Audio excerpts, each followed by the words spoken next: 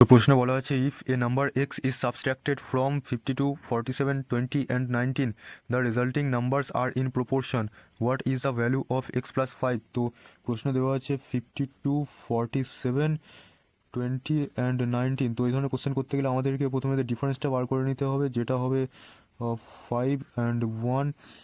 তো এক্সের মান এখান থেকে আমরা ডাইরেক্ট বার করে নিতে পারি, যেটা করতে গেলে আমাদেরকে প্রথম অথবা তৃতীয় পেয়ার অথবা দ্বিতীয় এবং চতুর্থ পেয়ারটা খেয়াল রাখতে হবে। তো এক্ষেত্রে আমি প্রথম এবং তৃতীয় পেয়ার নিয়ে করব। তো এই যে 5কে 20 দিয়ে গুণ করে দিতে হবে, যেটা হবে 100, আর 1কে প্রথম যে সংখ্যা সেটা দিয়ে গুণ করে দিতে হবে, তো এটা হবে 52।